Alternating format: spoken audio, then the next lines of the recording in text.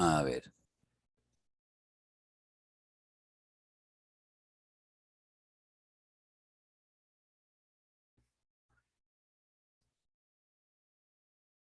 Bueno, a ver, vamos a hablar primero de lo que corresponde a los diuréticos, ¿ya?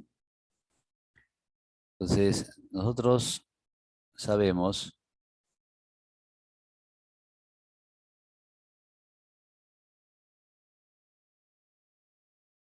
que en la nefrona tenemos varios sitios de movimiento de iones, que el motor principal en realidad para el movimiento de estos iones es el desplazamiento del sodio, ¿no? Es el gradiente del sodio que es generado gracias a la acción de la bomba sodio-potasio TPasa, el que se correlaciona con el desplazamiento de todos los otros iones, ¿no? Entonces, la reabsorción de sodio varía, pues, ¿no? En el túbulo contorneado proximal, estamos hablando de una reabsorción que puede ser hasta de un 60%, ¿no? Es un 45, 60% de la reabsorción de sodio sea a nivel proximal. Y ahí actúa un diurético que es inhibidor de la anhidrasa carbónica que se llama acetazolamida. En el asa de Henle tenemos dos fenómenos opuestos, ¿no? Por un lado, la parte de el asa descendente, como sabemos, es impermeable al agua, lo cual determina, perdón, impermeable a los solutos, ¿no? Entonces, lo cual determina que conforme se avanza, conforme se profundiza, entonces la concentración de solutos vaya aumentando, ¿no? Entonces, se reabsorbe agua, pero no se reabsorben solutos, hasta que se llega a la parte más baja. Y luego, el asa gruesa en particular es una asa donde es impermeable al agua y si no permite la reabsorción de agua, pero sí se reabsorben solutos. De modo que este es el segmento concentrador, se dice, y este es el segmento diluyente, ¿no? Eso se dice por fisiología.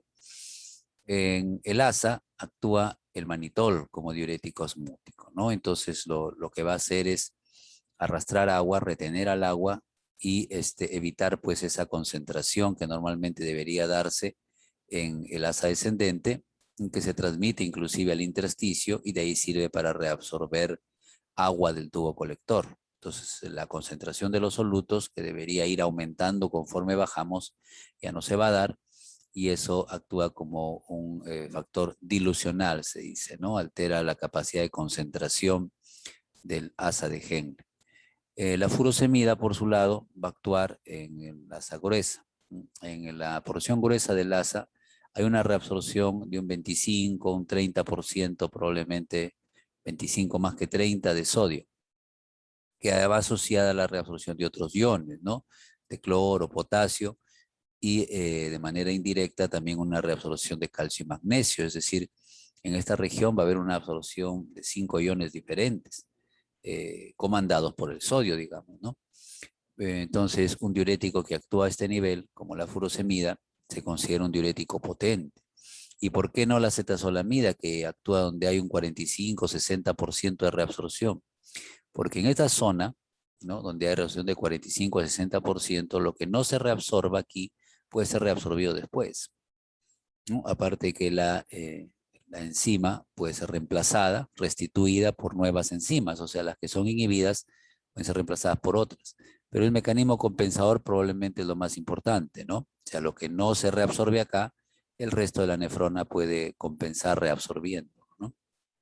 En cambio, cuando no se reabsorbe aquí, como ya estamos cerca de la parte final, entonces si no se reabsorbe aquí un 30%, digamos, de sodio, un 25% de eso ya no se reabsorbe, lo que pueda hacerse aquí ya no va a ser suficiente para compensar esa deficiencia. Entonces, a nivel de túbulo contorneado distal, las tiacidas reabsorben más o menos un 5% de sodio y a nivel de la parte final del túbulo contorneado distal y parte del colector, entonces actúan fármacos como actúan fármacos como la espironolactona, que en realidad es un antagonista de la aldosterona, ¿no? Entonces, y eso va a conducir pues a que se pierda otro 5% más o menos, ¿no? Eso siempre y cuando haya hiperaldosteronismo, o sea, haya niveles altos de aldosterona, porque si no los hay, entonces la pérdida va a ser menor, ¿no? La pérdida va a ser menor. Perdón, un segundo.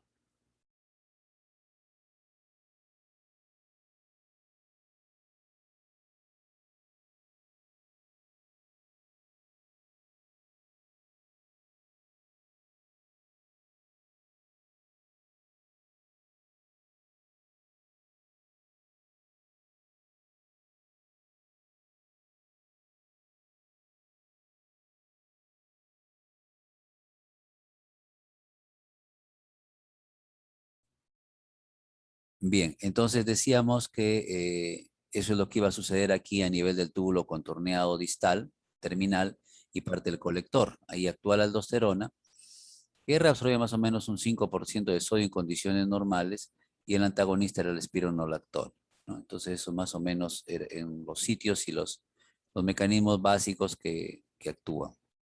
Ahora, cuando hablamos nosotros entonces de acetazolamida, es un inhibidor de la anhidrasa carbónica, ¿no? Hay dos anhidrasas carbónicas, ¿no? Hay una que está en la porción luminal y otra que está en la porción citosólica. Entonces, la inhibición de estas anhidrasas carbónicas, ¿qué va a ocasionar? Que el CO2 con el agua no puedan formar ácido carbónico. Entonces, no habría una disociación en hidrogenión y bicarbonato, por lo cual el hidrogenión no podría intercambiarse con el sodio, es decir, no saldría hidrógeno, pero tampoco entraría sodio, y el sodio se quedaría en la luz, arrastraría agua y eso sería el efecto diurético. Además, por supuesto, al no formarse bicarbonato, no puede salir junto con el sodio en cotransporte, esto se llama simporte o cotransporte, o sea que van a ir juntos, y esto no pasaría a la sangre, y si no hay suficiente bicarbonato de sodio en la sangre, hay una tendencia a la acidosis, ¿cierto? Entonces, esa es una consecuencia también, ¿no? No hay bicarbonato de sodio, el pH puede ser un poco más ácido de lo normal. Entonces, de esta manera es que más o menos se produce el efecto. Por otro lado, ¿no? La inhibición de la anhidrasa carbónica a nivel luminal reduce la disociación del ácido carbónico que se forma acá. Cuando el hidrogenión pasa con el bicarbonato, acá también se puede formar ácido carbónico que se puede separar en CO2 y agua. Entonces, este CO2 que debería regresar a la célula tubular para contribuir en la formación de bicarbonato tampoco estaría. Entonces, la inhibición a ambos niveles es lo que reduce, repito, las fuentes de hidrogeniones para el intercambio con sodio.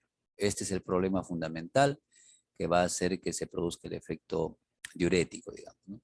Pero como dijimos hace un momento también, si no se reabsorbe sodio acá, se va a reabsorber más adelante. Pues si aquí no se reabsorbe sodio, se hará más adelante, ¿no?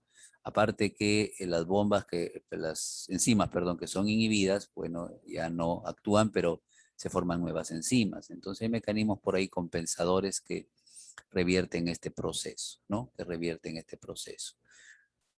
Bueno, hay que considerar que esta acetazolamida, por lo tanto, no es un buen diurético. No se utiliza normalmente como diurético.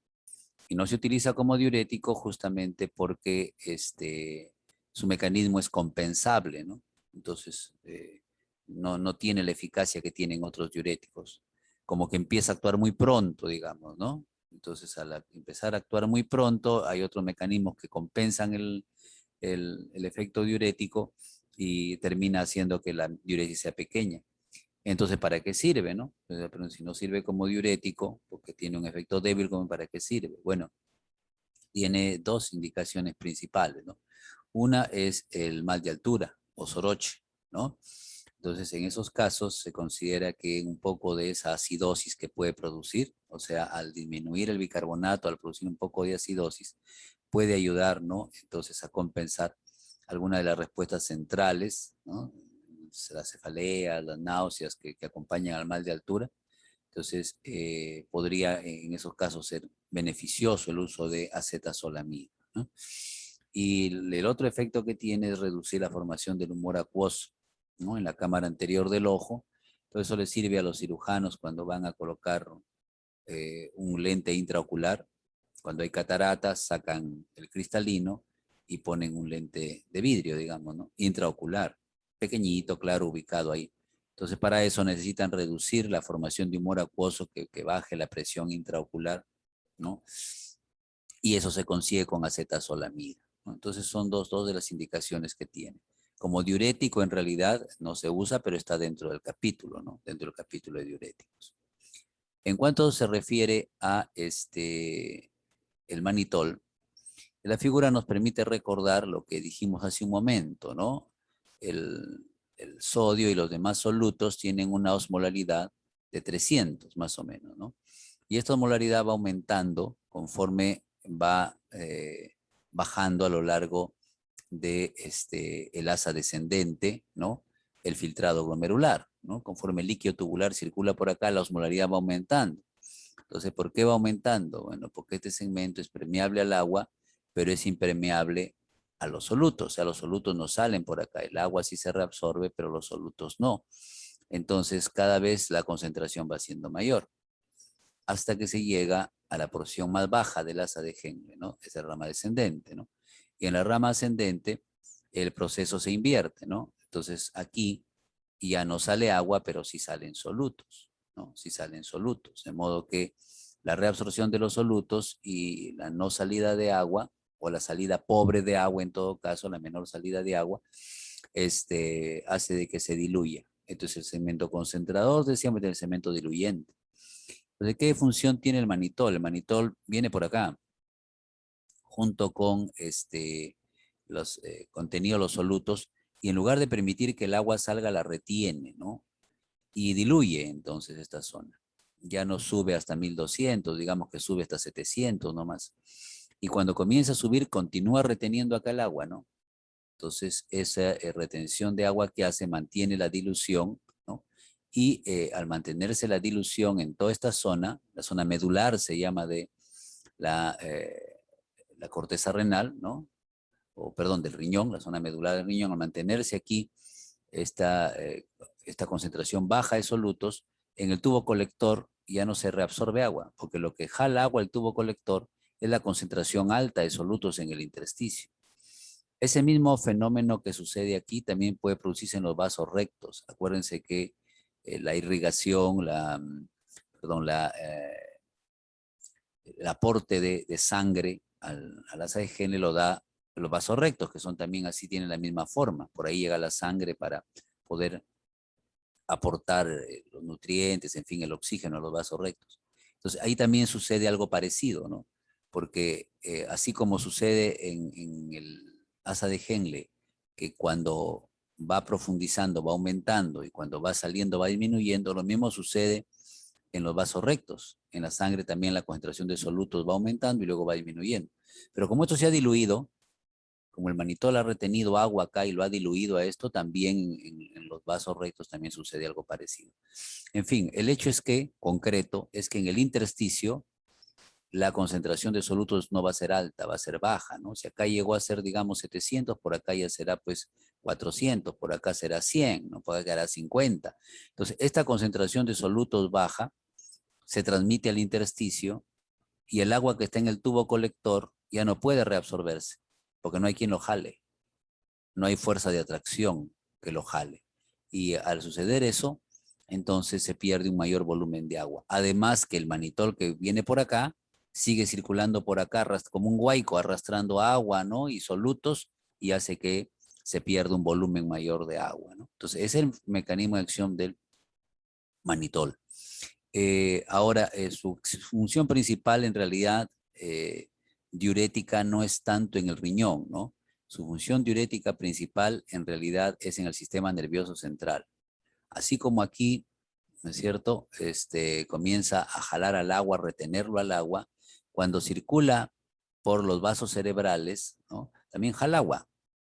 En lugar de dejar que el agua salga, jala agua del espacio intersticial. Entonces reduce el edema cerebral. Ya imagínense que esto fuera un vaso sanguíneo y acá al costado estuvieran las neuronas. Cuando el manitol circula por los vasos cerebrales, sean vénulas, capilares, comienza a jalar agua.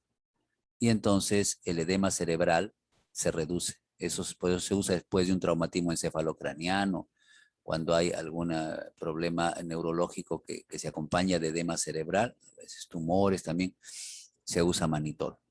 Y tiene alguna aplicación renal, bueno, se puede utilizar también para revertir una insuficiencia renal aguda, o sea, cuando ha habido problemas de buena irrigación del riñón, se puede dar manitol para que el manitol comience a circular por aquí y a jalar agua y a activar el funcionamiento del riñón, ¿no? Entonces, también para algunos casos de insuficiencia renal aguda, sobre todo, se puede considerar el uso de manitol, pero su indicación principal es el edema cerebral. En cuanto a lo que es la furosemida, ¿no? Entonces, nos han dicho que actúa, ¿no? Como diurético a nivel de la rama ascendente gruesa, el sitio donde se mueve la mayor cantidad de sodio, ¿no? Después del túbulo contorneo proximal, porque donde se mueve más en realidad es el proximal. Pero acá también se mueven cantidades más o menos grandes, ¿no? 25% hemos dicho, ¿no? Más o menos. Entonces, ¿qué sucede? Primero hay que acordarnos que el motor es la bomba, ¿no? Siempre el motor es la bomba, la sodio, potasio, TPAs. Este es el motor, ¿no? Saca sodio, mete potasio, ¿no? Saca 3 sodio, mete 2 potasios. Esa es su función de la bomba. Sodio, potasio, TPAs.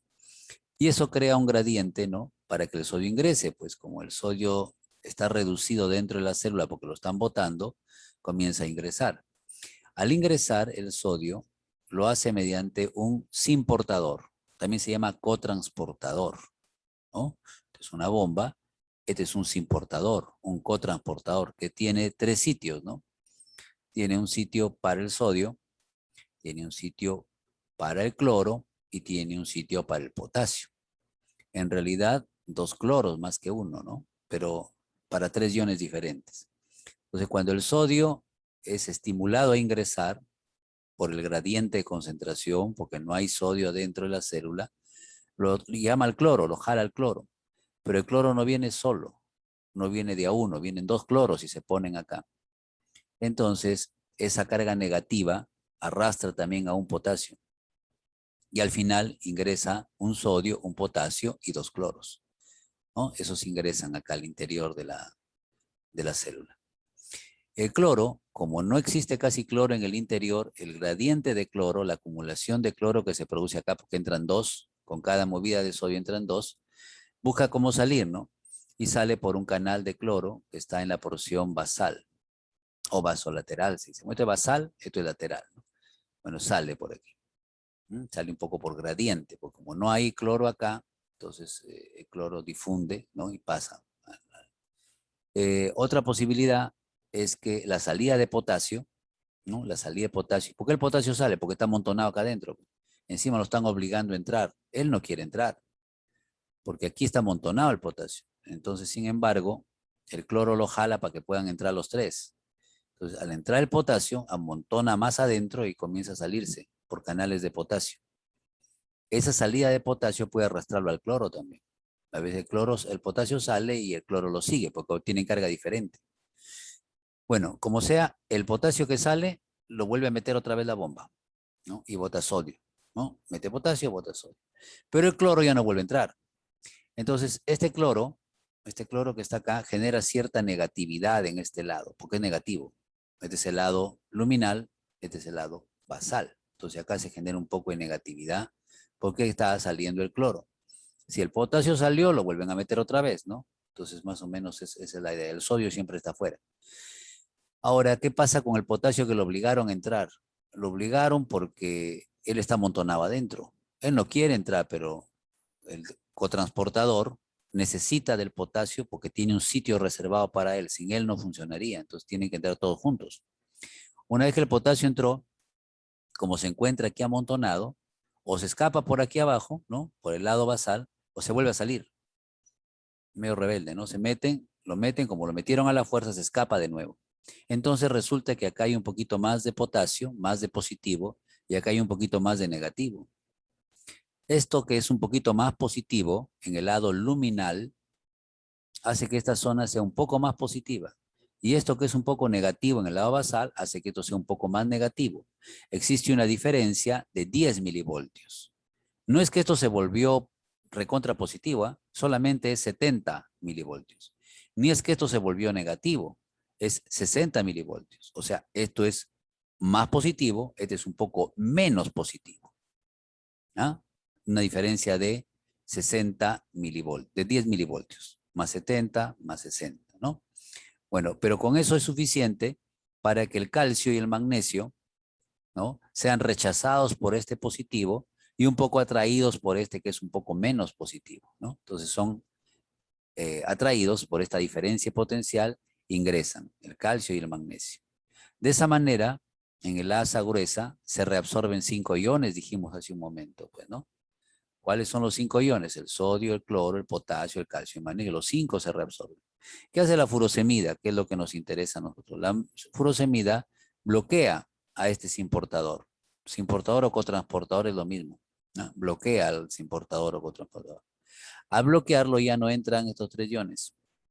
Si no entran, el potasio tampoco sale, ni el cloro tampoco por acá. Entonces ya no hay esta diferencia potencial. Ya no hay que acá va a ser más positivo ni acá va a ser más negativo. Tampoco se reabsorben calcio y magnesio. O sea, se pierden los 5. Por culpa de la furosemida se pierden 5 iones en la orina. Sodio, cloro, potasio, calcio y magnesio. Estos directamente y estos indirectamente porque no hay diferencia de potencial que los jale. Entonces vamos a hablar algunas características de la furosemida. A ver, un ratito chicos, rapidito, quisiera marcar, porque ya saben ustedes hay que estar marcando acá, si no se me va a pasar, me voy a concentrar en esto y se me va a pasar. Ya, luego en unos minutos más volveré a marcar. Ya, listo. Entonces volvemos a ver dónde estamos. Estamos acá.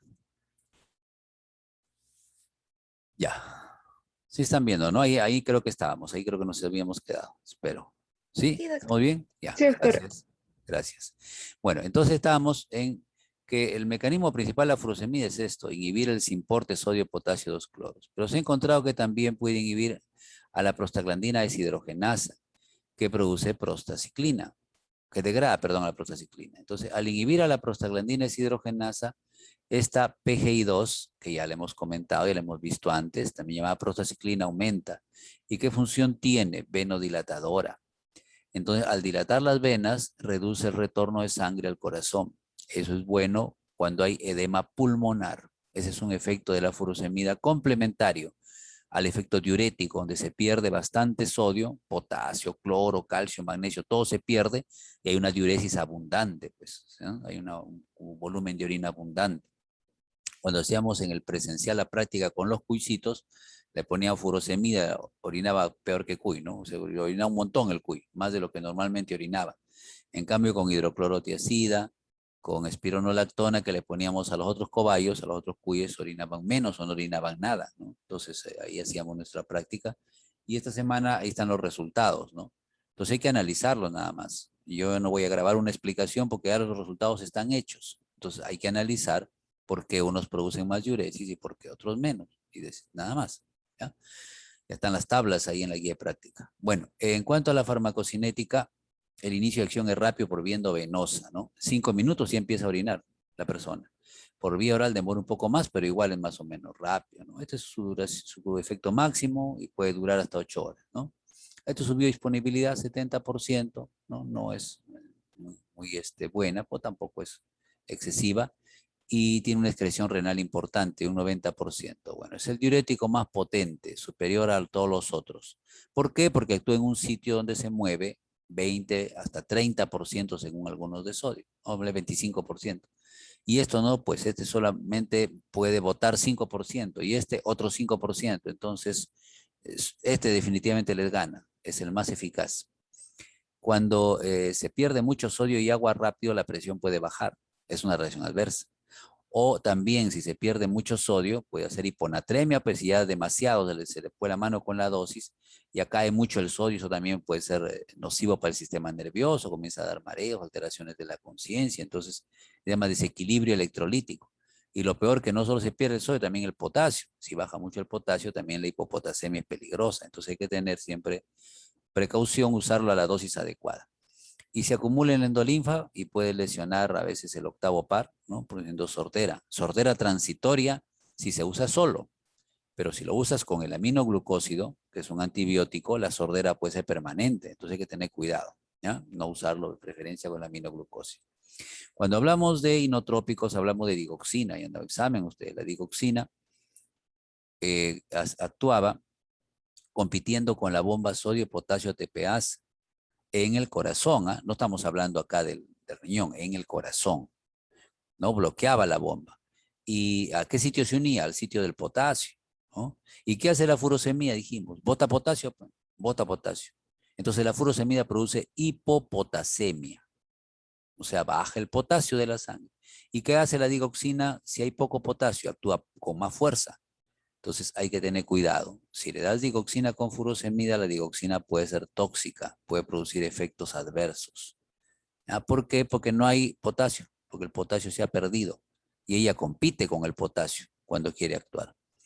La furosemida baja la presión por reducción de la volemia. Si le das con otros hipotensores puede bajar demasiado. Los AINES antagonizan las acciones o reducen la formación de prostaglandinas.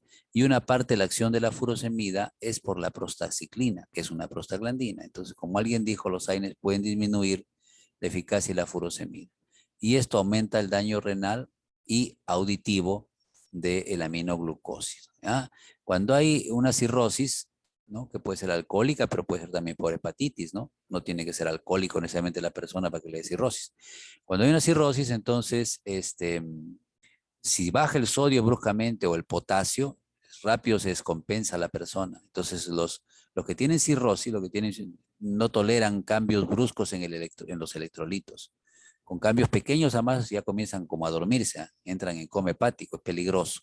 Tampoco se da si no están miccionando casi nada, ¿no? Menos de 150 litros al día, o sea, anuria, entonces, porque no va a ser ningún beneficio, ahí el riñón está muy disfuncional, y si está deshidratado. Si uno que está deshidratado de lo que no ha tomado agua, ha sudado un montón o le ha dado diarrea, le da furosemida, lo chocas, pues, ¿no? Le produce mucha hipotensión. Bueno, las dosis no lo vamos a ver. Y el otro diurético interesante que tenemos es la espironolactona. También hay epleronona, ¿ya? Antes solo teníamos espironolactona, ahora tenemos también epleronona. Bueno, ¿qué son estos? Son antagonistas de la aldosterona. Entonces se ponen en el sitio de la aldosterona. Entonces, ¿qué va a suceder? Cuando la aldosterona ingresa al núcleo, normalmente, aparte de que forma proteínas inducidas por aldosterona, que son activadores, también puede formar más bombas de sodio-potasio, también puede formar más canales de sodio, porque es una hormona transcripcional. Bueno, pero ¿qué pasa? Estas proteínas inducidas por aldosterona normalmente activan a las bombas para que jalen más sodio, activan a la mitocondria para que produzca ATP. Y al entrar más sodio, ¿no? Lo que hace la aldosterona al entrar más sodio es hacer que esto se vuelva más positivo todavía. Entonces el potasio, ¿no? Se va a ver atraído porque si se mete el sodio, acá va a quedar negativo. Si se mete el sodio, acá el potasio va a salir en intercambio. Como el sodio ingresó y el potasio además está amontonado acá, el potasio se va a escapar. Entonces, ¿qué hace la aldosterona? Todos sabemos que retiene sodio y elimina potasio, ¿no? Eso es lo normal. Ahora, ¿qué hace la espironolactona? Al bloquear al receptor, al evitar que la aldosterona se una a su receptor, ya no pasa esto, pues. Ya no entra sodio ni ya sale potasio. Es un diurético porque se pierde sodio con agua, ahorrador de potasio, porque ya el potasio no va a salir, ¿ya? Porque no hay acá negatividad que lo atraiga, ¿no? Entonces el potasio ya no saldría. Es un diurético ahorrador de potasio, ¿no? Ahora, es importante, ¿no? Considerar que este efecto, al ser transcripcional, toma tiempo en producirse, no se produce de inmediato, ¿no? Requiere siempre algunas horas, y eso lo hemos resumido acá. La espironolactona, ya dije que también tenemos epleronona, que tiene una diferencia que ahorita voy a decir con la espironolactona, son antagonistas de la aldosterona. ¿Por qué inician su acción en 1 a 2 días? Aunque duren pues hasta 3 días su efecto. Porque son inhibidores de la transcripción. Si nosotros bloqueamos la unión de la aldosterona al mineral receptor, ya no van a formarse ni las proteínas inducidas por aldosterona, ni estos de acá, ni los canales, ni las bombas, ni se va a activar la mitocondria, nada de eso va a pasar. Entonces el efecto va a ser pues disminuir la transcripción. Para que eso se note demora, ¿ya? Si toma la pastilla hoy día, el efecto puede notarse recién mañana. Sí, dura 3 días, pero es así, ¿no? Este es el metabolito activo. Es inferior a la furosemida. ¿En qué casos es buena la espironolactona? Cuando hay hiperaldosteronismo, es decir, cuando hay cantidades excesivas de aldosterona, cuando está muy activado el sistema renina-angiotensina-aldosterona. Ahí sí puede actuar un poco mejor la espironolactona, porque está muy aumentada la aldosterona. Pero cuando está normal, no tiene mucha eficacia. ¿Qué puede producir? Como se inhibe la aldosterona, ya no se pierde potasio, se produce hiperpotasemia, sinónimo hipercaliemia. Es lo mismo, hipercaliemia, hiperpotasemia, es lo mismo. Náuseas, vómitos y molestias en las mamas, en las mujeres, ¿no? también puede haber atrofia testicular, también puede haber un poco de disfunción sexual, y eso se produce porque ocupa receptores, pues, ¿no? Receptores para la testosterona o para receptores para los estrógenos. Entonces, la epleronona no hace estas cosas. No tiene, digamos, efectos sexuales. La espironolactona sí. Entonces, es un poco la diferencia entre las dos. En cuanto a sus interacciones, ¿no? Disminuye, pues, la warfarina, los YECA, los inhibidores de la enzima convertidora, captopril, enalapril, también son ahorradores de potasio. Esta es una interacción muy importante. Si tú le das un YECA, captopril, enalapril, o también un losartán, ¿no? O valsartán, un sartán, le das con espironolactona, se va a producir una hiperpotasemia grave. Entonces hay que tener cuidado con eso, ¿ya? Porque los dos ahorran potasio.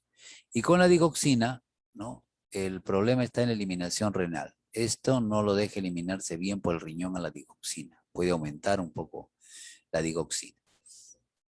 Bueno, si hay hiperpotasemia, obviamente no hay que darlo, pues, porque estos son los que producen hiperpotasemia, ¿no? Igual si el riñón no está funcionando bien de manera aguda, igual. No debe darse porque se va a retener potasio y puede ser peligroso, ¿no? Bueno, eso más o menos sobre espironolactona.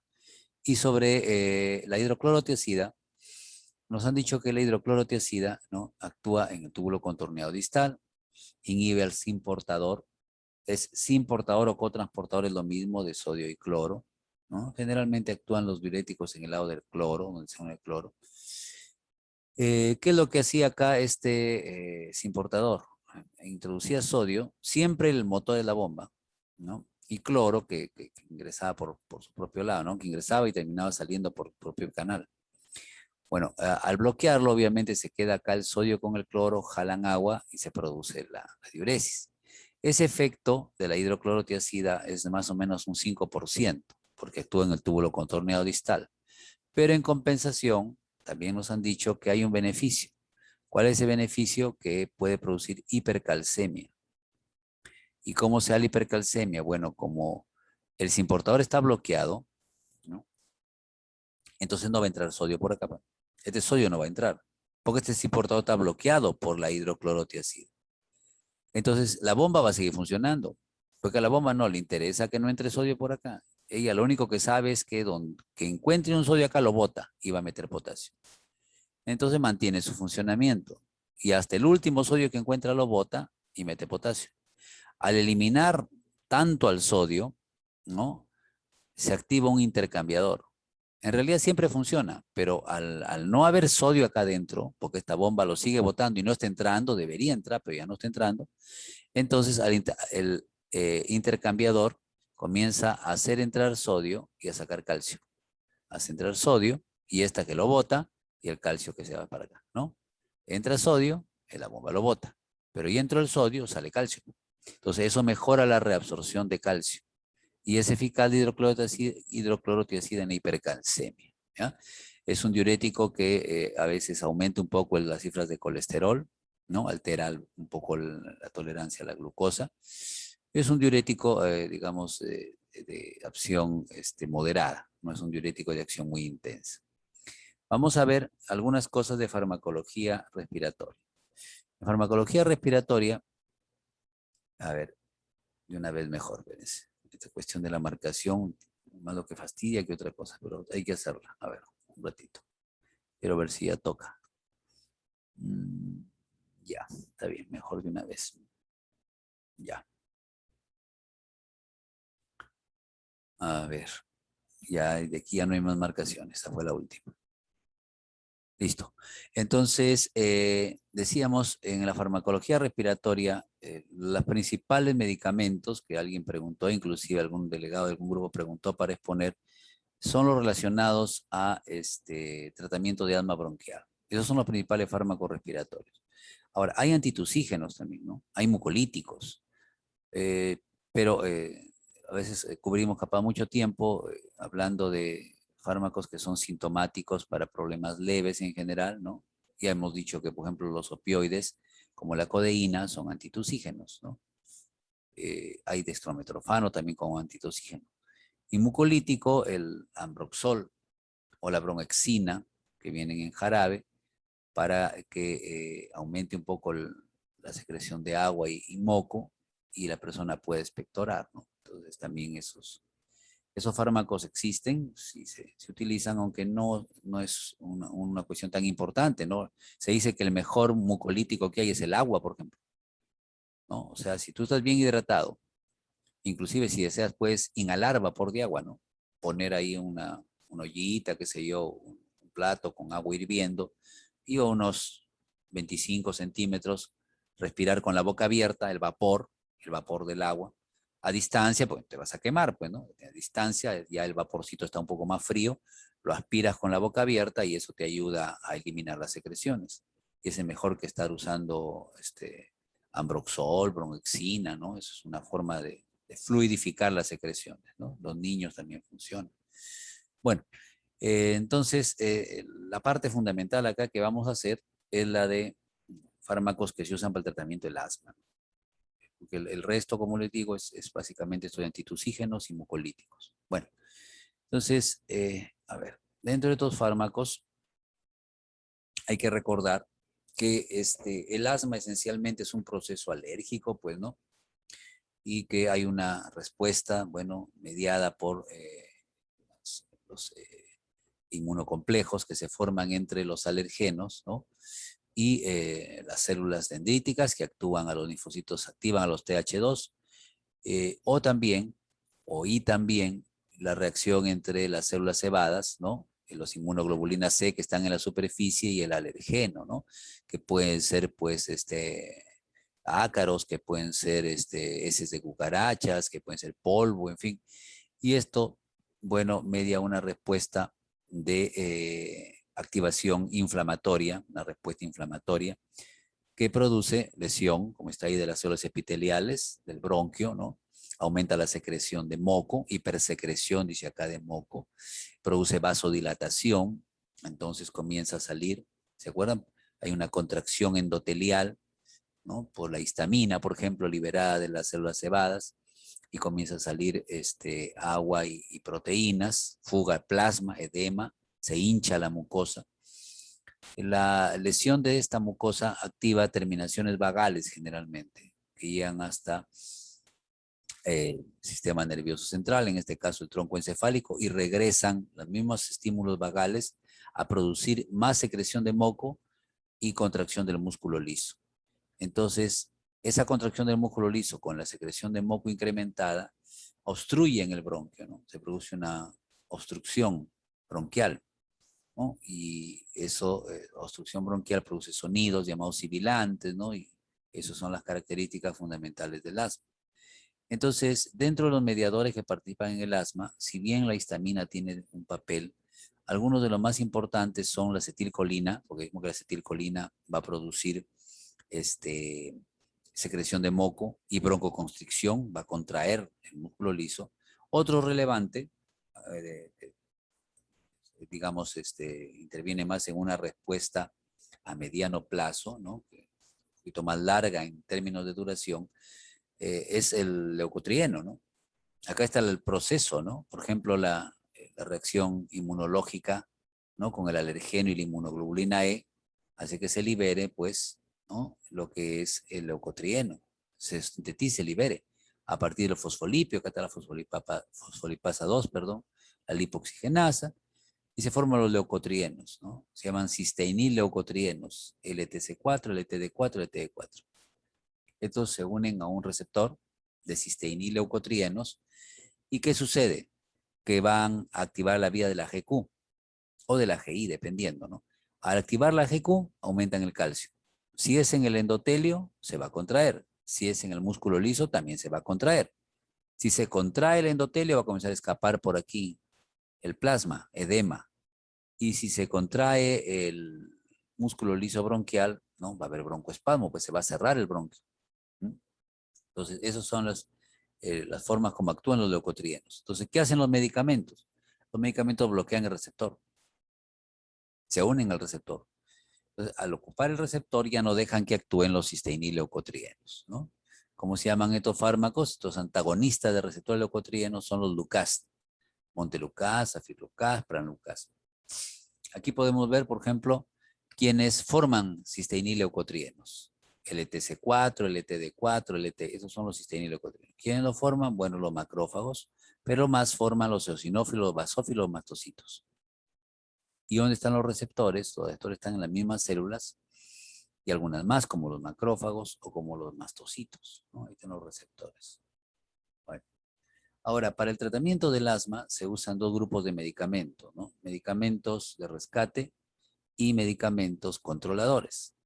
Los medicamentos controladores son los que se toman pues todos los días, se usan todos los días, no se toman, pues se pueden inhalar todos los días para mantener a la persona sin síntomas, mientras que los medicamentos de rescate se usan según se necesitan. O sea, si hay molestias, se aplica, se inhala, ¿no? Salbutamol, quien estaba hablando, por ejemplo. Pero si no hay, no se aplica. En cambio, los controladores, para evitar usarlos de rescate, para que la persona esté sin molestias, hay que usarlo, pues, de manera continua, ¿no? Bueno, se pueden administrar fármacos inhalados, que es la vía principal, orales, a veces se administran por inyección. Los corticoides inhalados son los más eficaces controladores que hay, ¿no? O sea, los que se usan de manera disponible también, de manera frecuente, los glucocorticoides, pero inhalados, como la beclometasona o la flutic. Y los beta-2 adrenérgicos de acción corta son los que se usan de manera preferencial como medicamentos de rescate, ¿no? Predominantemente como medicamentos de rescate. Bueno, cuando una persona se aplica el inhalador, entonces un 10%, con suerte un poco más, llega hasta el pulmón, ¿no? Pero la mayoría se queda en el tubo digestivo, se deglute, se metaboliza, puede producir efectos adversos, ¿no? O eliminarse con las heces, ¿no? Entonces, de todas maneras, así la persona que se aplica el inhalador, que se llama comúnmente, lo haga bien, porque tiene su técnica, esto que no vamos a explicar ahorita, poco llega a los pulmones, la mayoría se lo pasa a la persona, ¿no? Entonces, para mejorar esto, se aplica acá un dispositivo que se llama aerocámara, ¿no? Es como un balón de fútbol americano, esos balones medios anchos en el centro y alargados en los extremos, que permite que el medicamento, el aerosol, ¿no? Ese puff, así como aplicar desodorante en spray, bueno, ese aerosol se inhale mejor, se aproveche mejor, ¿no? Eso se puede hacer. Bueno, a nosotros nos interesa un poco más, obviamente, los mecanismos de acción. Ya nos han dicho en realidad, nos han puesto una figura a colores que ha mostrado los mecanismos de acción de los beta-2 adrenérgicos, pero además ya lo sabemos nosotros porque hemos visto eso en autónomo, ¿no? Apertura de canales de potasio, que hacen que el potasio salga, se hiperpolariza la neurona. Bloqueo de la fosfolipasa C para que no produzca IP3 diacilglicerol. Aumento de la bomba para que bote al sodio, ¿no? Pero también aumenta el intercambiador, se activa el intercambiador. Es decir, lo ve al sodio afuera y le dice, entra, pero voy a botar al calcio. Entra tú para que yo lo saque al calcio. Entonces, ese intercambiador saca el calcio del citosol y facilita la relajación, pues, ¿no? La fosforilación de la miosina sinasa cadena ligera, al fosforilar a la miosina sinasa, a la que fosforila la miosina, y a la miosina no se va a fosforilar y va a haber relajación. También había activación de una miosina fosfatasa, ¿no? Bueno, el salbutamol entonces se caracteriza fundamentalmente porque tiene efectos mediante la AMP cíclico, eso es lo que acabamos de ver acá, ya no lo hemos insistido, pero estos dependen de AMP cíclico, proteína quinasa A, ¿no? Y de la salida de potasio, es una característica interesante. Ahora, su inicio de acción es rápido, su efecto máximo se alcanza más o menos en 1 hora y el tiempo de duración es de 3, en realidad hasta 4 horas, no 6, es con mucha suerte. 3 a 4 más o menos dura su efecto. Es superior al hiperatropio, que es otro broncohilatador que vamos a ver ahorita, y dura un poquito más que el fenoterol, que es su hermano, ¿no? Es de corta duración también, es un broncohilatador de corta duración, como el salbutamol. Como estimula receptores beta, beta 2 en particular, produce taquicardia, temblores, ansiedad, mareos, puede producir cambios en la presión arterial, ¿no? Puede subir, puede bajar, porque el estímulo es beta 2. ¿Con quiénes interactúa? Con la digoxina, pues los que son excitantes, la tiroxina, las antinas, con estos excitantes aumenta la excitabilidad del miocardio, tienen cuidado. Y con los hipotensores o los nitratos, ¿no? Porque puede aumentar sus efectos. A veces produce vasodilatación y esto puede aumentar los efectos, ¿no? No se usa si hay trastornos de la frecuencia cardíaca, si hay una insuficiencia cardíaca congestiva, si hay cardiopatía isquémica, ¿no? La irrigación no va a ser buena y este va a interferir con ese proceso.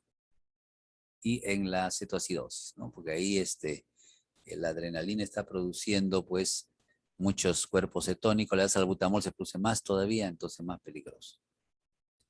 Bueno, cuando se usa beta 2 adrenérgico como el salbutamol de manera continua, de manera frecuente, entonces el receptor beta 2 se autofosforila y se esconde. Es una regulación a la baja de los receptores beta 2. ¿Sí? Entonces ese es un problema que se presenta cuando se usa el salbutamol de manera continua, ¿no? Se fosforila y se esconde su receptor y hay que estar aumentando la dosis. Entonces no es bueno usar salbutamol de manera muy continua. En cuanto a lo que sucede con el hipratropio, ¿no? Como dijimos, la respuesta parasimpática se encarga de aumentar la secreción de moco y también de la contracción del músculo liso. Entonces, el medicamento antagonista de los receptores M3, que son los receptores que participan en el moco, acá está el M3B, lo podemos ver, ¿no? Hay algo de M1, pero fundamentalmente es M3, o acá en el músculo liso M3, el antagonista es el bromuro hipratrópico, ¿no? Tiene un efecto un poco más lento, demora un poco más en iniciar. Recuerden que el salbutamol iniciaba en 5 minutos, ¿no? En 5 minutos puede iniciar. Entonces, este inicia generalmente en 15, demora un poco más, pero también dura un poco más, ¿no? El salbutamol puede durar unas 3, 4 horas, este dura 5 o 6 horas. De todas maneras, el salbutamol es mejor, ¿ya? Y pueden haber algunas reacciones por el efecto anticolinérgico, pues todo se queda de boca, alteraciones en los sabores, broncoespasmo. En cuanto a la conveniencia, si se usan anticolinérgicos oftálmicos, gotas para los ojos, ¿no? Que tienen antagonistas muscarínicos, entonces hay que tener cuidado. Y en algunas formas de glaucoma o retención urinaria no se utiliza. Bueno, es hipertrofia, ¿no? Después tenemos acá el glucocorticoide. El glucocorticoide tiene una acción un poco más rápida, que es citoplasmática directa, y otra más lenta, que es a nivel transcripcional, ¿no? Esta es la más relevante. Acá se produce un estímulo para formar mediadores antiinflamatorios y se bloquea, ¿no? La actividad del factor nuclear kappa de tipo beta, que es proinflamatorio. Eso es característica del corticoides. ¿Qué corticoide conocemos? Metilprednisolona, por ejemplo, viene inyectable, ¿no? Entonces, este medicamento se puede colocar una sola vez al día. ¿Cómo actúa? Bueno, inhibe la fosfolipasa 2, inhibe las respuestas transcripcionales, es un potente antiinflamatorio, un poco inmunosupresor. Su vida media biológica, o sea, el tiempo que permanece actuando en el tejido de 36 horas. Eso quiere decir que se puede dar en realidad cada 24 prácticamente. Es superior a los beta-adrenérgicos de acción larga, a los antagonistas receptores leucotrienos. El problema son los efectos adversos. Puede generar ansiedad, ¿no? Úlcera, síndrome de Cushing, retardo de crecimiento. Entonces, hay que tener un poco de cuidado con sus reacciones adversas. Y cuando sea con AINES, pues aumenta el riesgo de úlcera gástrica. Igual puede suceder con paracetamol. Cuando se da con la digoxina pues tiene efectos excitatorios y la metilprednisolona aumenta los receptores para el alfa y el beta en el corazón. Entonces por ahí también hay algunas interacciones. Y no se usa en el asma sistémica, que puede dar un compromiso mucho más serio. Entonces, esto ya hemos dicho, disminuye la defensa, aumenta los receptores acetilcolina, adrenalina, ¿no? De manera de que, aumenta los receptores alfa y beta, alfa y beta. Entonces, al aumentar los alfa, puede producirse un aumento en la presión arterial. Entonces, hay esas contraindicaciones que hay que tener presente para la metilprednisolona. Ya se dijo también, ¿no? Si hay una úlcera, esto disminuye la formación de prostaglandinas y la úlcera se agrava, pues, ¿no? Estas presentaciones son de algunos glucocorticoides para niños, glucocorticoides inhalados, ¿no? Para inhalar tenemos beclometasona, ¿no? Budesonida, fluticasona, y hay que empezar por dosis bajas y luego se va subiendo progresivamente según se necesite. Acá están los antagonistas receptores de leucotrienos que bloquean el receptor para que no haya broncoconstricción ni movimiento de los eosinófilos o edema. La teofilina es un fármaco un poco antiguo, es una metilsantina, o sea, tiene cierto parecido con la cafeína, que a veces se toma, ¿no? Se consume. Inhibe a la fosfodiesterasa 4, se dice también a las 5, se dice también que puede activar a la adenosina, total que aumenta los niveles de AMP cíclico, proteína quinasa A, por lo tanto hay una menor inflamación y se produce una broncodilatación, ¿no? Entonces son las respuestas, ¿no? Que produce la inhibición de la fosfodiesterasa. La mayoría, pues, recuerda la broncodilatación, ¿no? El AMP cíclico produce relajación del músculo liso. Entonces, lo que está haciendo la teofilina es aumentar el AMP cíclico y con eso se produce la broncodilatación, ¿no? Bien, ¿qué pasa con la teofilina? Que tiene, aparte de eso, otras acciones disminuyendo la liberación de mediadores, ¿no? Afectando el movimiento de los linfocitos T, en las células endoteliales, en la contractilidad del diafragma. Bueno, la teofilina no se usa mucho en el momento actual para el asma por efectos adversos, cardíacos y cerebrales. En cuanto a las cromonas, como podemos ver ahí en la figura, lo que hacen es disminuir la liberación de mediadores por los mastocitos.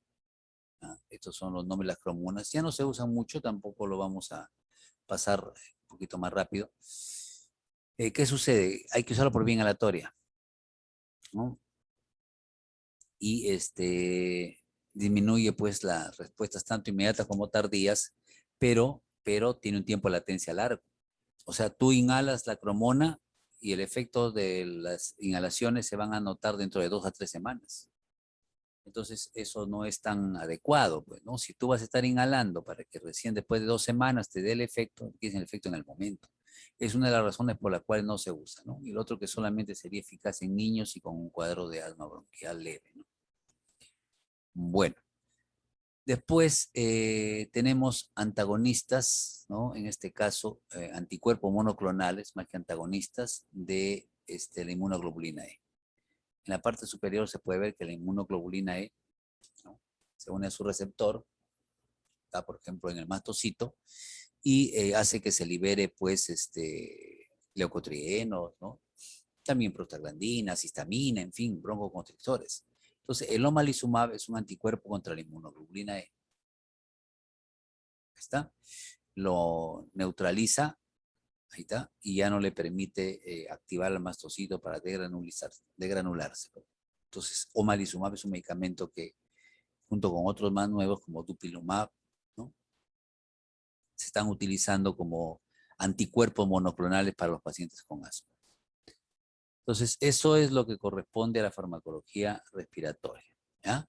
Vamos a hacer un último paréntesis antes de que terminen de dormirse, ¿no? De un par de minutos nomás, nos desperezamos todos, una pausita de un par de minutos y terminamos con farmacología digestiva, ¿ya? De ahí no nos vamos a mover, no voy a marcar nada, ¿ya? Solamente 2 minutitos.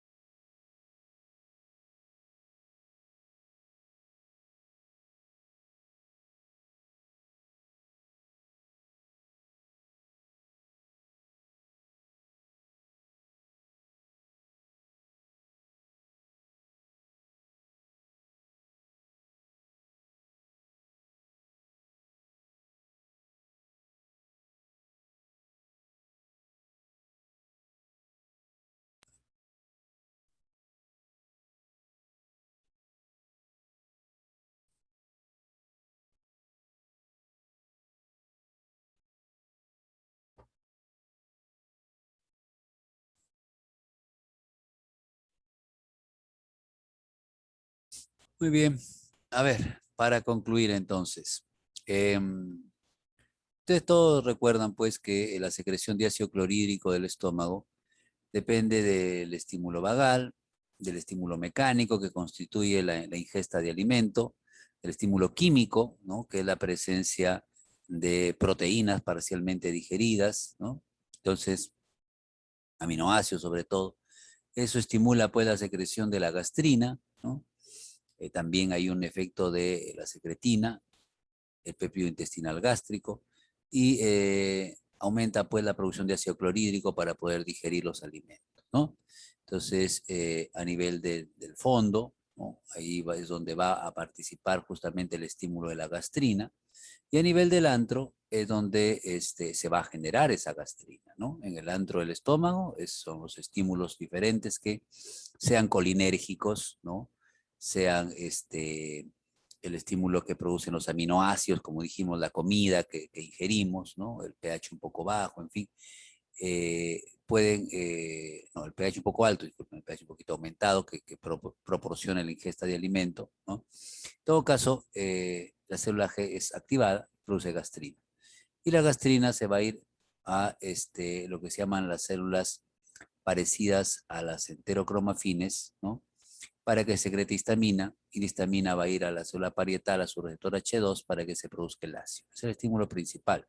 Por supuesto, la célula parietal también tiene receptores para la gastrina, y también tiene receptores colinérgicos para la acetilcolina. La célula parietal responde a los tres estímulos, ¿no? A la histamina, a la acetilcolina, a la acetilcolina y a la gastrina. Responde a los tres tipos de estímulos, ¿no? Y claro, esta célula productora de histamina puede ser inhibida por la somatostatina, que es producida por la célula D. Entonces, el activador de la secreción es la célula G mediante gastrina, y el inhibidor es la somatostatina producida por las células D. Eso más o menos es lo que se va dando ahí, ¿no? Bueno, la formación del ácido clorhídrico, no vamos a insistir en eso, ustedes ya lo conocen también, ¿no? De fisiología, básicamente la bomba de protones, que nos mencionaba su compañero que terminó la exposición, que es un intercambiador hidrógeno-potasio, se llama también hidrógeno-potasio TPasa, ¿no? La bomba. Entonces, lo que hace es enviar el hidrogenión, que se formó acá, está la anhidrasa carbónica otra vez, hay una anhidrasa carbónica en el estómago, enviar el hidrogenión que se generó por disociación del ácido carbónico, enviarlo hacia la luz gástrica, ¿no? Hacia la luz del canalículo se dice, intercambiándolo por potasio. ¿Y cómo llegó el potasio? Y se escapó, pues el potasio siempre anda queriendo salir, ¿no? Cuando el potasio sale, lo arrastra al cloro. Como este es positivo y este es negativo, el cloro sale con el potasio. El potasio lo obligan a entrar de nuevo, pero al cloro no. Entonces queda ácido clorhídrico, ¿no? Ácido clorhídrico, ¿sí? El potasio salió arrastrando a cloro, es regresado, pero el cloro no. Ahora, ¿el cloro de dónde viene? De la sangre, ¿no? ¿Y cómo entra acá? En intercambio con bicarbonato. Cuando el ácido carbónico se separa en hidrogenión y bicarbonato, este negativo puede salir y se intercambia por otro negativo. Este bicarbonato se encuentra con el sodio, y está el bicarbonato de sodio, que es el que mantiene la neutralidad un poco, ¿no? Bueno, es importante que en el estómago haya un equilibrio entre la barrera protectora de la mucosa gástrica, que estaba por el bicarbonato y el moco, soluble e insoluble, ¿no? Hay equilibrio con el ácido clorhídrico. Pues, todos los días estamos produciendo ácido clorhídrico. Si no tuviéramos esta barrera de moco y bicarbonatos, nuestra mucosa pararía ulcerada, ¿no? Pararíamos con gastritis o con úlceras. Pero tiene que haber un equilibrio, y el bicarbonato ayuda a neutralizar al hidrogenión, y el moco no lo deja pasar a lesionar las células epiteliales. Ahora, ¿qué pasa si somos muy estresados, como dicen, ¿no? Somos muy tensos, muy nerviosos? Se puede producir mucha adrenalina. La adrenalina contrae esta arteria y no deja que se irriguen bien, que se perfundan bien estas células, y no producen suficiente moco y bicarbonato. Y te da gastritis, bueno, por tenso, por nervioso. Además, cuando está muy tenso, permanentemente tenso, ¿no? O no come a las horas tampoco, en fin, se produce cortisol. Y el cortisol disminuye la formación de moco y bicarbonato, porque esto lo hacen las prostaglandinas. O si tomas pastillas para el dolor, mucha aspirina, ¿no? Mucho ibuprofeno, naproxeno, hemos hablado de eso. Eso también disminuye la prostaglandina, disminuye la producción de moco y bicarbonato y te da úlcera, pues erosiona tu estómago, gastritis, úlceras, en fin. ¿Cuál es la diferencia entre una gastritis y una úlcera? La gastritis generalmente hay erosión. Erosión es superficial. Hay capas que han estudiado o van a estudiar ustedes, ya llevaron histología, creo. No atraviesa la muscular y mucosae, ¿no? Que es una de las partes de la submucosa. En cambio, en la úlcera se atraviesa la muscular y mucosae. O sea, la úlcera es más profunda, ¿no? La erosión es más superficial. Entonces, las erosiones pueden ser superficiales, la gastritis, y las úlceras son lesiones profundas. Bueno, ¿cómo podemos controlar el exceso de ácido, ¿no? El exceso de ácido, o cómo podemos reforzar a la barrera, porque una de las dos cosas tenemos que hacer. Si tenemos una úlcera o tenemos una erosión, ¿qué podemos hacer? Reducir el ácido para que no dañe y esto se cure, o aumentar la protección de moco, de bicarbonato, ¿no? Pero alguna de las dos cosas hay que hacer, o las dos cosas, ¿no? Reducir esto y aumentar esto. Y de esa manera se va a poder corregir. Entonces, una de las primeras formas fue el uso de antiácidos, de tratar a la úlcera, ¿no? Entonces, el bicarbonato de sodio que hay por ahí, ¿no? Sal de Andrews, así viene como bicarbonato de sodio, también se puede tomar, pero es un efecto muy breve. El bicarbonato de sodio puede neutralizar al ácido, ¿no? Transformándolo en agua y CO2. Es una neutralización rápida, sí, pero sirve más para vaciar el estómago que para curar una úlcera, ¿no? Porque al aumentar el pH se va a vaciar un poco más rápido. Cuando has comido mucho, ¿no? Has tomado mucho, que toma una sal de Andrews, una sal de frutaceno. Es para neutralizar y mejorar el vaciamiento, pero no va a curar una úlcera con eso, porque el efecto es muy breve.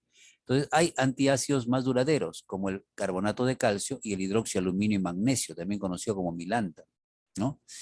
El problema con el carbonato de calcio es que el calcio es uno de los factores que participa en la secreción de ácido. Y entonces puede generarnos, luego de que disminuyó el hidrógeno, el calcio puede estimular la producción de más ácido clorhídrico. Entonces, esto no es algo muy conveniente. Y el hidróxido de aluminio y magnesio sí neutralizan, porque si tú combinas el hidróxido de magnesio con HCl, con ácido clorhídrico, se forma agua más cloruro de magnesio. Y si combinas el hidróxido de aluminio con el HCl, se forma agua más cloruro de aluminio, o sea, se forman sales. Si ayuda, ¿cuál es el problema? Que hay que estar dándolo después de las comidas, ¿no? Hay que darlo por lo menos 4 veces al día. El efecto dura 2, 3 horas, ¿no? Entonces, y es un poco fastidioso estar consumiendo una sustancia blanca ahí, ¿no? Blanquecina, ¿no? Un poco espesa, ¿no? Aunque le ponen sabores para hacerlo más agradable, no es algo tan, digamos, fácil de cumplir o se cansa la persona. Y como el efecto es transitorio, ¿no? Entonces no consigue muchas veces curar la úlcera. Ahora, ¿qué podemos hacer entonces? Bueno, podemos bloquear la vía de la histamina que actúa en el receptor H2. Podemos estimular la vía de las prostaglandinas, porque estas inhiben la vía del AMP cíclico, que es la que aumenta la actividad de la bomba. Cuando actúa la histamina, activa la vía de la adenilato ciclasa, activa la proteína quinasa A y la bomba se activa. Entonces, si bloqueamos a este receptor, ya no va a activarse esta vía, ya no va a haber actividad de la bomba, ¿no? O si activamos con un análogo de prostaglandinas acá, se va a inhibir la adenilato ciclasa y no se va a activar la bomba. La otra opción es bloquear la vía de la acetilcolina. Hubo un medicamento que se usaba para eso, pero ya no está vigente, ¿no? O bloquear la vía de la gastrina. Esos trabajan con GQ, miren, y aumento de calcio. Y el calcio también estimula la bomba. Por eso, a ver, no se duerman, que hace un rato dijimos que cuando tú tomas carbonato de calcio, sí se neutraliza el hidrogenión, ¿no? Sí se neutraliza el hidrogenión.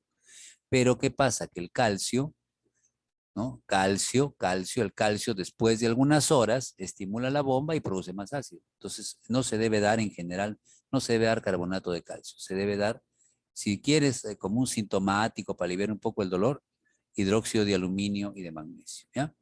Bueno, ahí está la histamina, que va a bloquear el receptor H2, Mientras que los prazoles, como el omeprazol, tienen que absorberse, miren, bien clarita la figura, tiene que tener una cubierta entérica. El medicamento es la bolita que será pues, morada, ¿no? Pero está protegido, ¿ah? El omeprazol está protegido por una cubierta amarilla acá, es una cubierta entérica. Cuando llega al estómago, no debe pasarle nada al omeprazol, ¿ya? Debe llegar al intestino y en el intestino recién pierde su cubierta. ¿Ya? Acá está con cubierta y acá perdió su cubierta.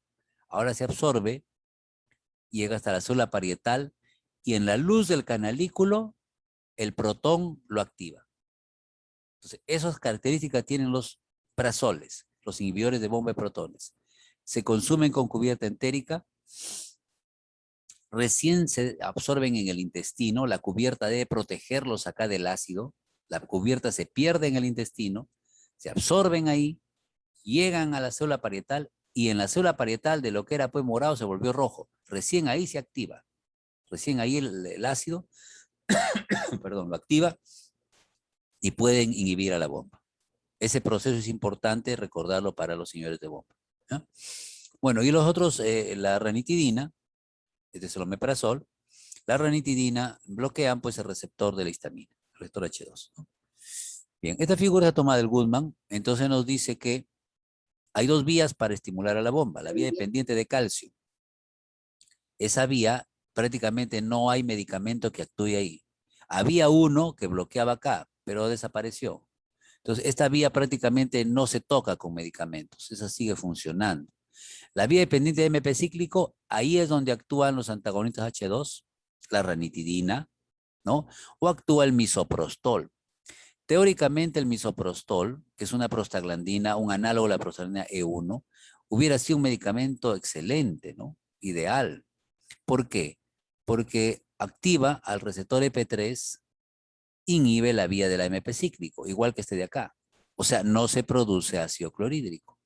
Inhibe a la bomba, ya no se, mejor dicho, no se activa la bomba y no se sintetiza ácido clorhídrico. Y al mismo tiempo el misoprostol estimula la célula parietal, a la célula epitelial, perdón, es la parietal, a la célula mucosa, también se llama caliciforme, la célula epitelial, para que produzca moco y bicarbonato. Entonces el misoprostol excelente, pues, ¿no? Disminuyo el ácido y aumento el moco y el bicarbonato. Disminuyo al que agrede y aumento al que protege. Perfecto, esto es lo mejor. Mejor que el omeprazol inclusive, ¿eh? Porque el omeprazol solamente bloquea la bomba, pero no cambia el moco y el bicarbonato. Entonces le ganaría hasta el omeprazol. Sí, pero ¿qué pasa? Que este medicamento produce muchas reacciones adversas, ¿no? Entonces misoprostol puede producir cefalea, ¿no? Fiebre, escalofríos, hipotensión, cólicos abdominales, broncoespasmo, ¿no? Y obviamente, pues, si la mujer está embarazada, puede producir un aborto, pues, ¿no? Y para eso se usa a veces malamente, ¿no? Pero bueno, es otra cosa. En todo caso, el misoprostol tiene muchos efectos adversos y por eso casi no se usa. Hay, ¿no? Pero se usa más en obstetricia, digamos, o para usos ginecológicos y no tiene tanto uso como fármaco digestivo, ¿no? Bueno.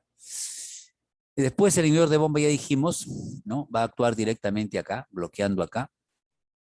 Hay una bacteria que se llama Helicobacter que hay que tratar de erradicarlo, matarlo. Para eso se dan inhibidores de bomba y antimicrobianos, antibióticos, y a veces también se da bismuto. Y hay finalmente un medicamento que es parecido a los antiácidos, es parecido a la milanta, pero tiene una propiedad muy particular, que es el sucralfato. El sucralfato es el octasulfato de sacarosa y aluminio, ¿no? Ese es su nombre. Pero bueno, no importa. El sucralfato es como una goma, como cola sintética, así como la milanta, pero la milanta parece también cola sintética, así blanca, media lechosa, ¿no? El sucralfato se pega aquí y forma una cubierta y estimula además la citoprotección, es decir, hace de que aumente la producción de este factor de crecimiento epidérmico, mejoren el número de células epiteliales, ¿no? Se cicatrice la úlcera. Entonces tiene efectos de citoprotección. Protege pegándose aquí y además estimula la producción del factor de crecimiento epidérmico para que se formen nuevas células epiteliales. es bueno en ese aspecto el sucralfato. Otra diferencia con la milanta, ¿cuál es? Que la milanta se toma después de la comida.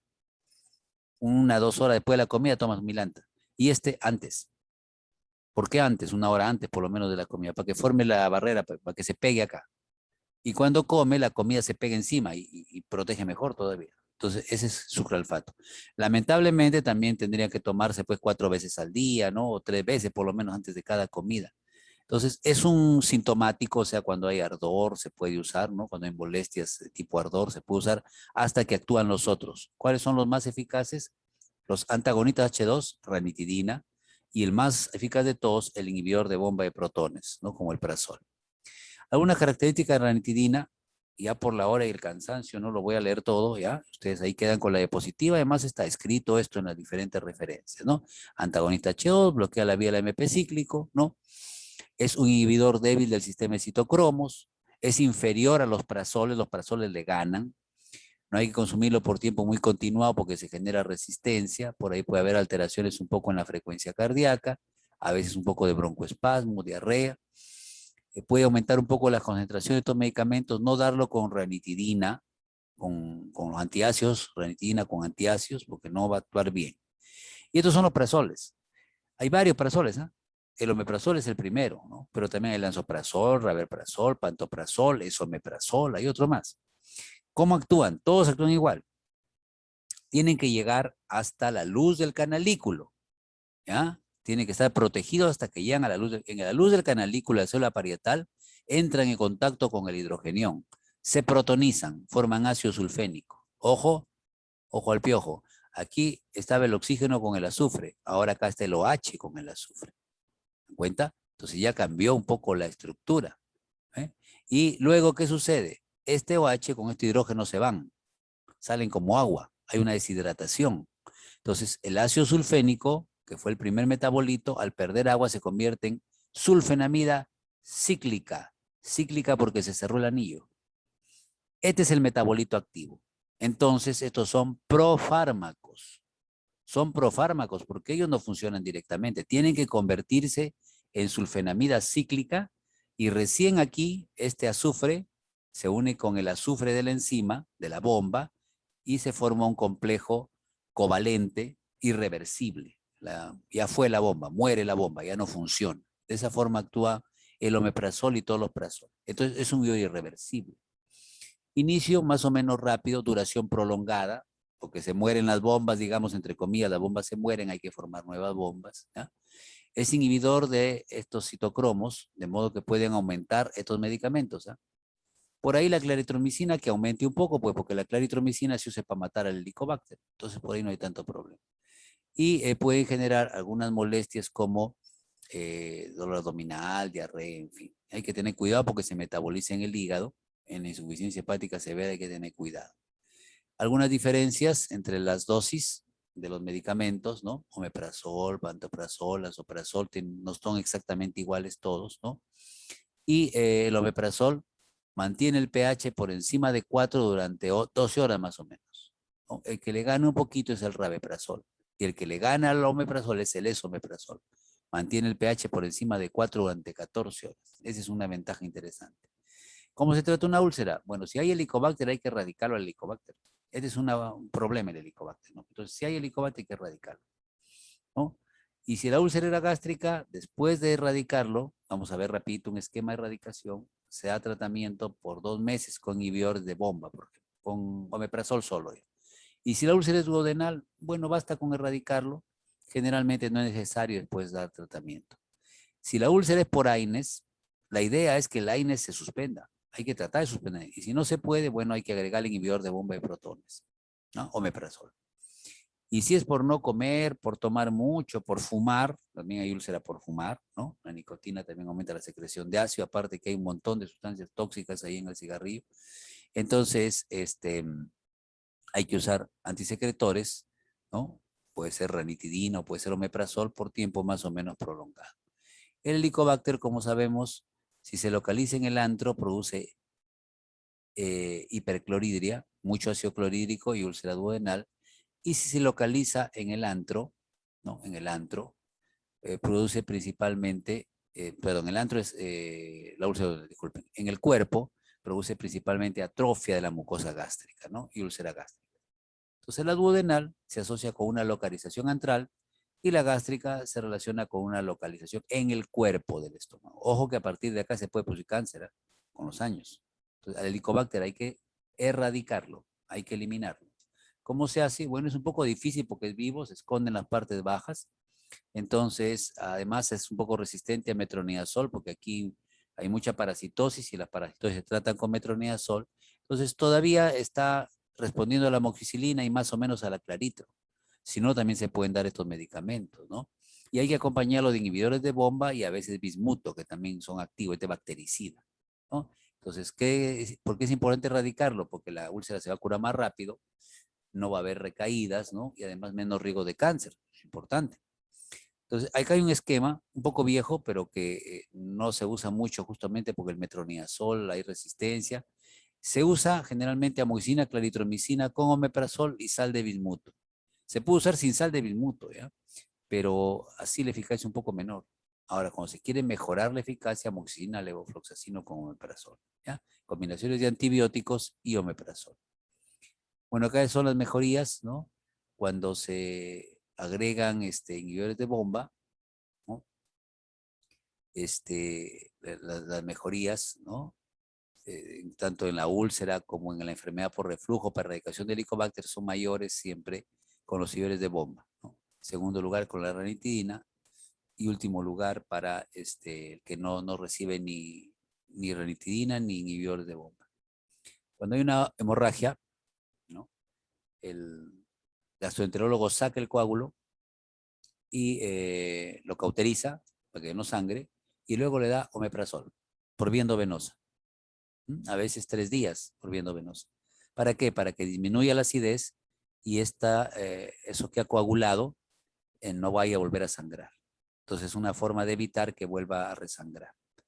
En cuanto al vómito, de manera concreta, ya porque ya en estas alturas deben estar cansados, bueno, de manera concreta, tenemos varias vías que van a llegar al centro del vómito, ¿no? La zona del área postrema, donde están los quimiorreceptores, donde llegan los estímulos provenientes de la sangre, sustancia, por ejemplo, el tramadol produce náuseas y vómitos por esta vía, llega por la sangre. O vienen los estímulos del intestino, del estómago. O también otra vía es si uno toca la faringe, ¿no? Que quieren vomitar, ¿no? Que tienen bulimia, anorexia nerviosa, en el dedo tocan la faringe, estimulan fibras vagales, ¿no? Y por el núcleo fascículo solitario llegan a producirse dentro del vómito también, ¿no? Otra posibilidad es el que se sube ahí al play lampar, que viene a dar vueltas ahí de ponerse cabeza, ¿no? Entonces ¿no? Se altera el movimiento, también por vía vestibular, también produce vómitos, y los miedos o la visión de cosas asquerosas, digamos, o olores desagradables, también pueden producir vómito, ¿ya? Entonces son estos mecanismos los que están involucrados en la producción de este problema. Ahora, ¿qué medicamentos se pueden usar? Bueno, los que bloqueen el receptor 5-HT3. Ojo, que el receptor clave 5-HT3, 5-HT3, 5-HT3, por todos lados 5-HT3.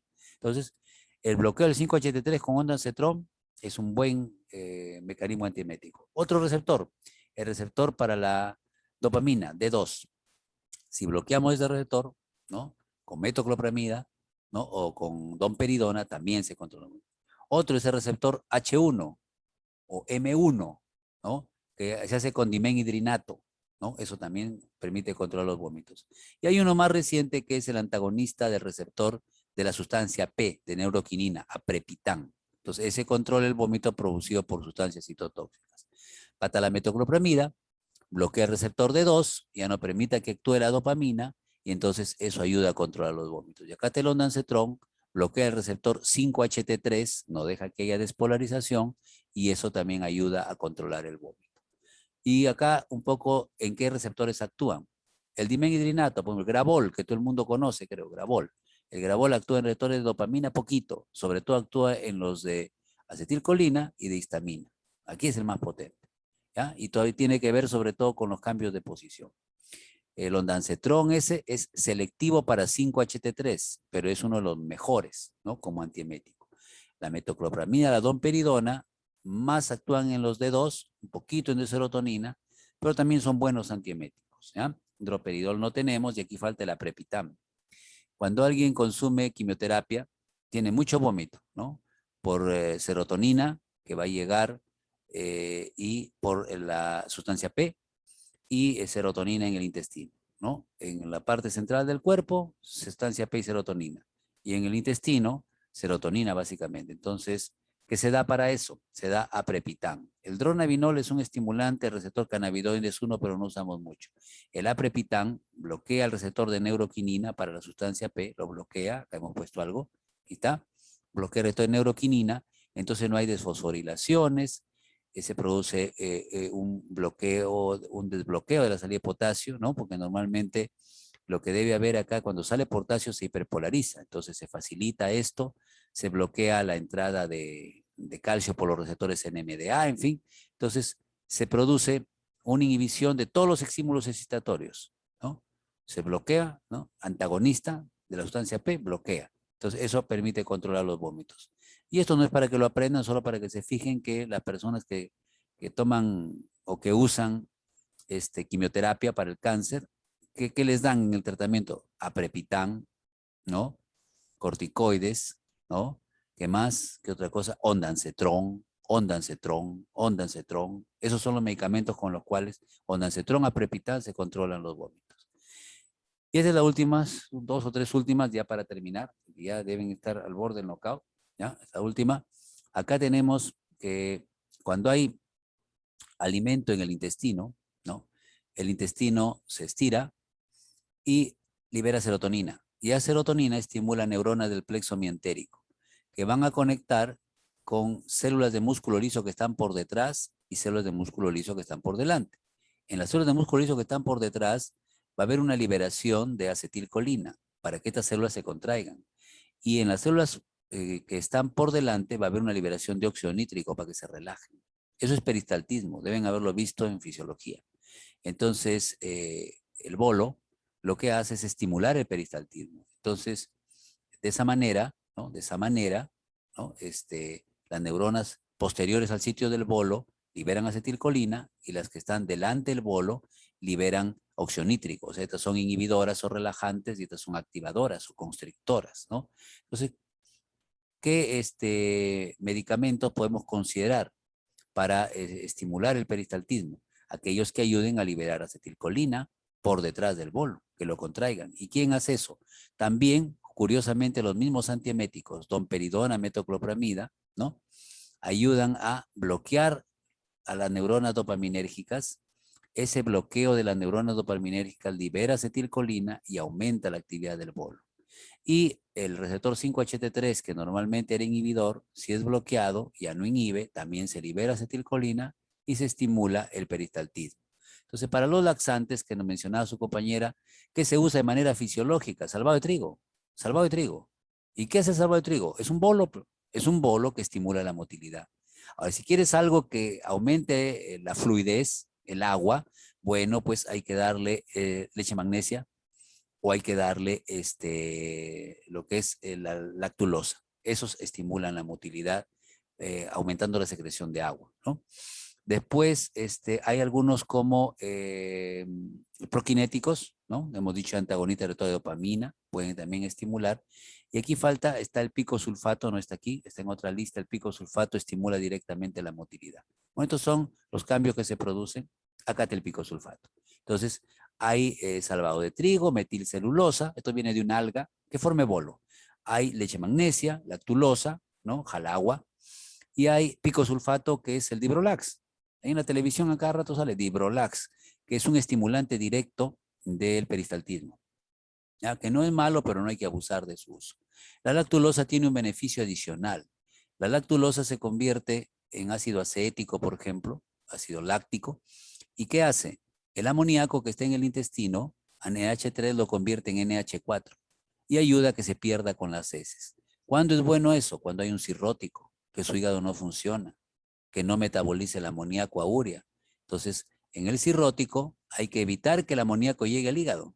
Entonces hay que tratar de eliminarlo directamente desde el intestino, porque si llega al hígado, se va a ir de frente, porque está cirrótico, va al cerebro, hemos visto en bioquímica, y el glutamato se va a convertir en glutamina y va a haber una inhibición de la función cerebral, ¿no?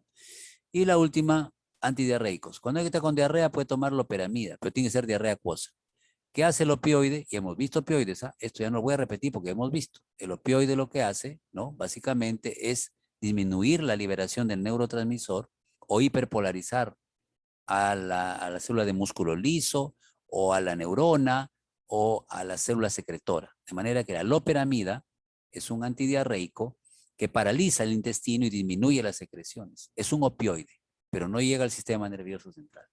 Racecadotrilo es un medicamento que se está usando un poco en pediatría, inhibe a una enzima que destruye los opioides endógenos. O sea, en nuestro intestino hay encefalinas, en nuestro intestino. Entonces, racecadotrilo inhibe a la enzima que destruye la encefalina. Entonces, al aumentar la encefalina, ¿no? Hace lo mismo que acá, sucede lo mismo que acá. Disminuye la MP cíclico, la misma cosa que acá, igualito. Y finalmente los probióticos básicamente compiten, ¿no? Y producen sustancias antimicrobianas. Entonces, cuando hay bacterias, si hay competencia, ¿no? El lactobacillus rhamnosus, en el momento que viene en el yogur, que no sé cuánto, entonces esos van a ayudar a neutralizar a los patógenos, produciendo sustancias antimicrobianas y quitándoles sus alimentos, quitándoles sus nutrientes, ¿ya?